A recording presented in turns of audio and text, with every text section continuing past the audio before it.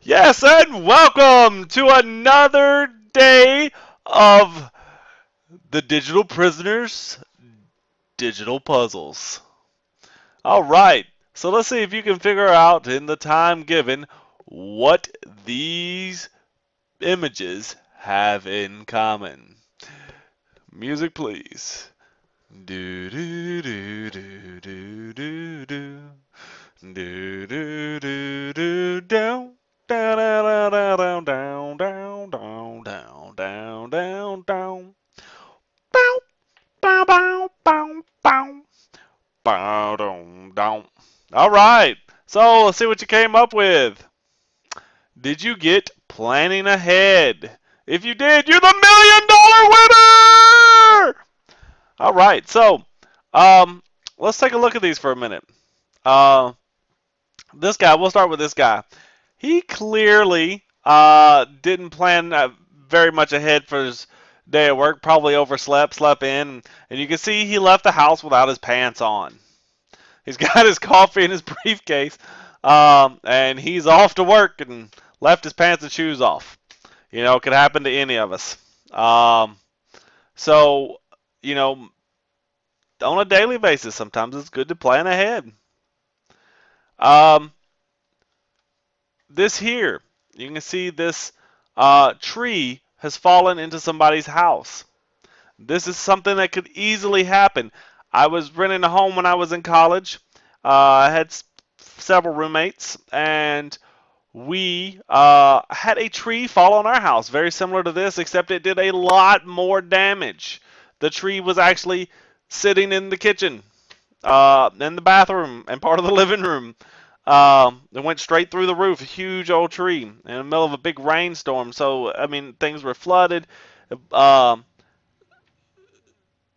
so this is something that could easily happen, especially in some kind of big storm. Um, I don't know how easily this one would happen. How you put your car through somebody's window, especially when it's that far off the ground. But apparently this did happen. Uh, and so car wrecks, things like that. Those are things that you never know when it's going to happen. Or let's look even further in the future. The zombie apocalypse. How well prepared are you? So planning ahead can be for various things. Things like you have to go to work. Things like Mother Nature. Things like accidents. Or things like zombies. So let's talk about planning ahead. Bank accounts. So having a bank account, okay? You can have a checking account. And it's an account that can be withdrawn from with and I'm sorry for my misspelling there, with a check or a debit card. Um, so you either write a check, which very few people do nowadays, or you can use a debit card, which is what most people do. These do not accrue interest on your account, so you don't earn interest. Generally, you can find a free checking account or some with a very minimum fee. Um, it's safer than carrying around cash, uh, and you must sign your checks. Choosing a checking account that's right for you. Do you choose one that has free checks?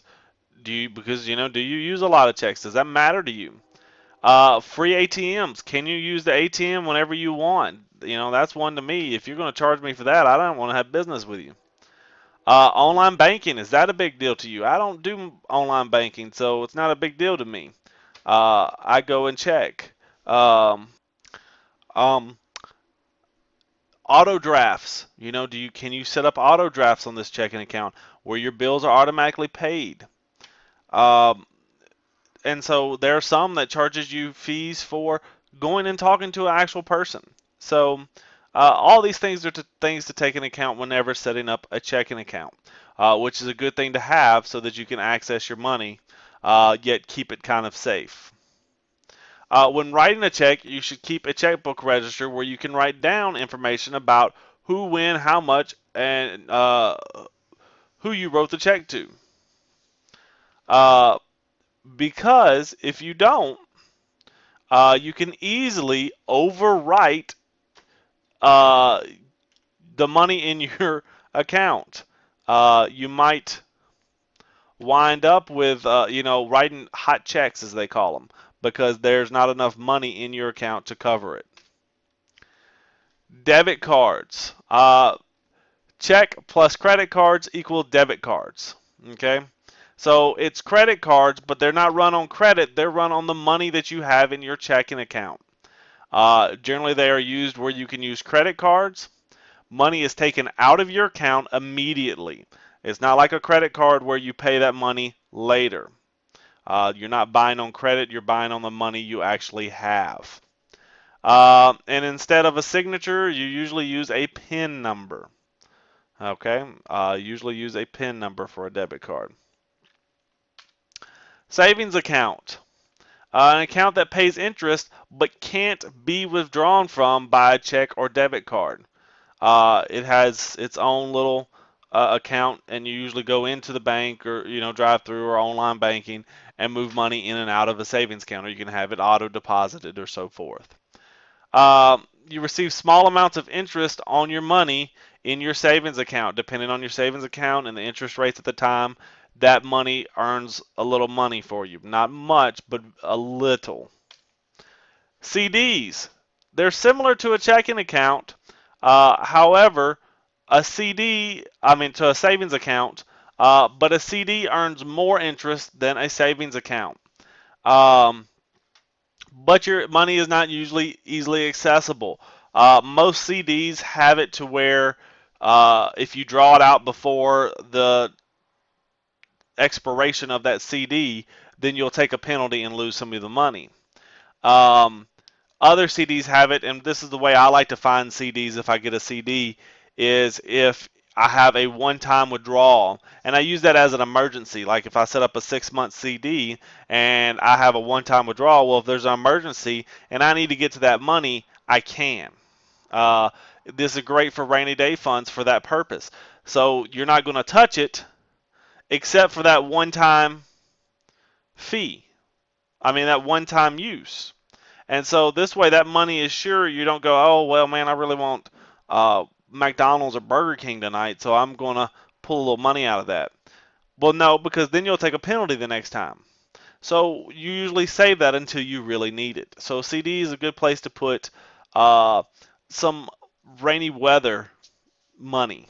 And they refer to it as not to use during a rainy day, but it's whenever bad things happen, it's good money to fall back on. That's what that rainy day fund is. A bank versus a credit union.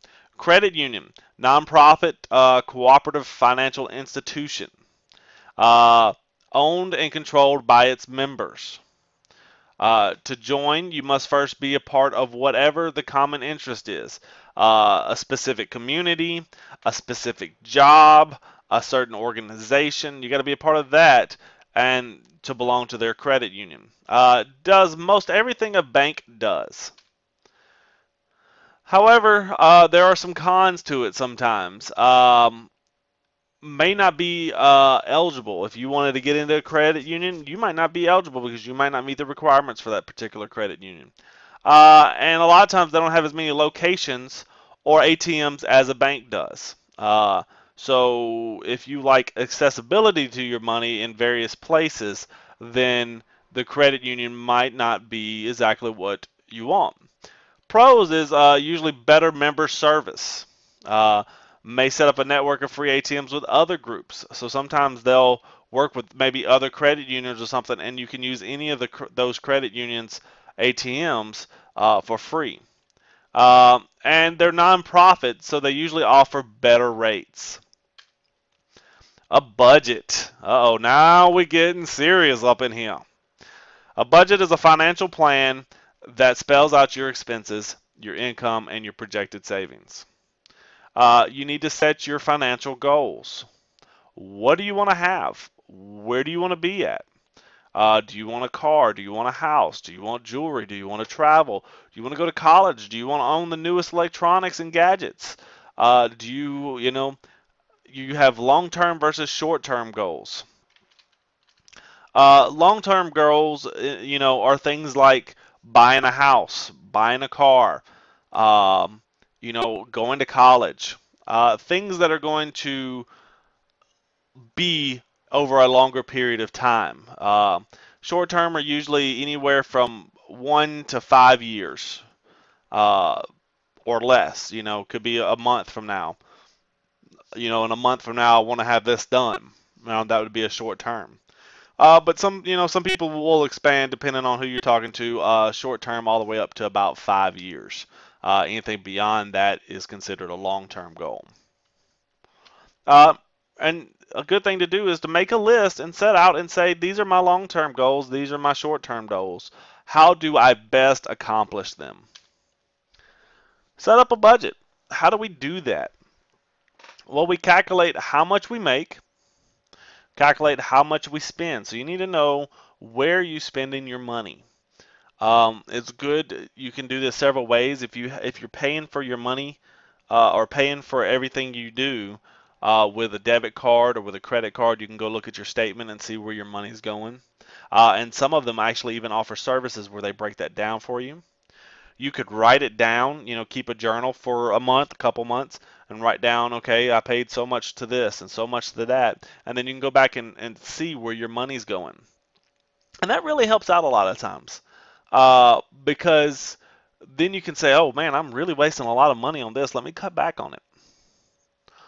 Or I'm not really putting a lot of money into savings. Maybe I should move some money from here into savings. Don't forget to plan for entertainment and miscellaneous things because if you keep saving and you're not allowing yourself to be entertained, that's going to drive you nuts and you're going to eventually break down and spend money on entertainment. So budget in entertainment into your budget and miscellaneous things. Have other various things that you like to do or you're going to need to do. You have fixed versus flexible and luxuries versus necessities. Now, fixed, those are things that are going to be the same every month. Generally, your rent or your house note, your car note, your satellite bill or cable bill, your internet bill, your phone bill, unless you're one who goes up and downs on their phone. Luxury versus necessity. I need to have, electricity so I can, have, heat and cool, and I need to have gas for my car. So there are necessities, and then there are luxuries in which, man, it'd be nice to have that new PS4, Xbox One, or, um, I want um, the more expensive channel or set of channels, like HBO and Cinemax and all those on my satellite versus, just the basic package. So that's a more luxury item that you can always cut back on. Um, and even satellite or a phone and all that is actually more luxury because it's not something you actually need unless you need it for, work or various things. And also set aside for savings. Um, they generally say set aside enough money that you can cover 3 months. In case you get hurt or you can't work, you should be saving up about 3 months of savings. All right. And just to set up a little here, I have a few numbers. Now, just to point out to you, let's say you make on average 152.75 a week. Well, but you're not always, unless you have a salary job, you're not always going to make that. And I'll just put some random kind of numbers here. They're not all random because, these are what it could be. If you made this one week, well, another week something might happen and you might make less. So you put that money, but in a month you'll make $438. You know, here, like this one, it's fairly regular. You're about $50 short of having that every week. So just because you're making so much on a paycheck, when you're working an hourly job, you never know when something might happen. The company might cut hours. Um, you might get hurt. You might get sick. So always note kind of what you make per week, or if you get paid bi-weekly, what you make. Um, and know kind of roughly what you make per month. Those are two good numbers to kind of keep up with. All right, and kind of budgeting here. One way to do this, and I set this up, is say you get paid bi-weekly, which a lot of people tend to get paid bi-weekly. You know, that's uh, every 2 weeks you get a paycheck.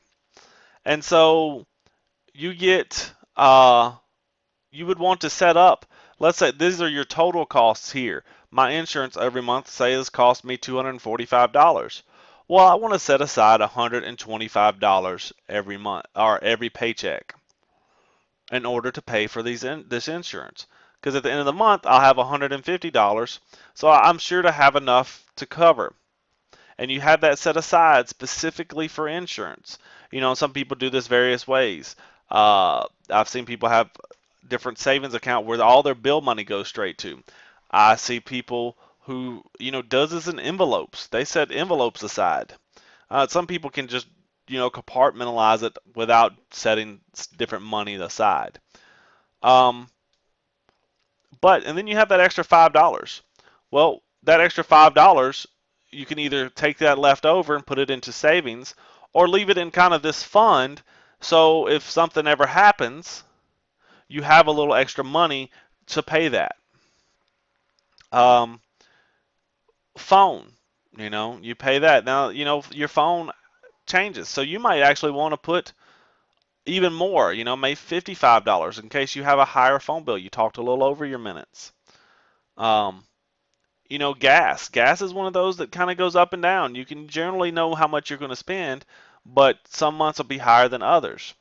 And if you set aside 60 every time, well, you'll have extra during that low time, but it'll help cover you during the high time. Let's say, winter comes and you're using, or let's say this is gas in your car. You're going on a trip and you need to pay, it's going to cost you now $200. Well, the last couple of months you hadn't really gone anywhere, so you only spent $100. So you got that extra, you know, $20 the past couple months that add up to help balance that out. Rent is pretty much always a given, so you always want to pay, and you can split it out exactly. I always like to round numbers off and have just little extras. Electricity is kind of like gas. It goes up and it goes down, especially hot and cold months. Some months are you don't really run as much heating or cooling.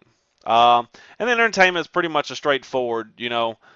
Give yourself plenty that you'll be able to do what you can do that you want to do, but also keep it in mind what you can do. By actually afford. So until next time, deuces.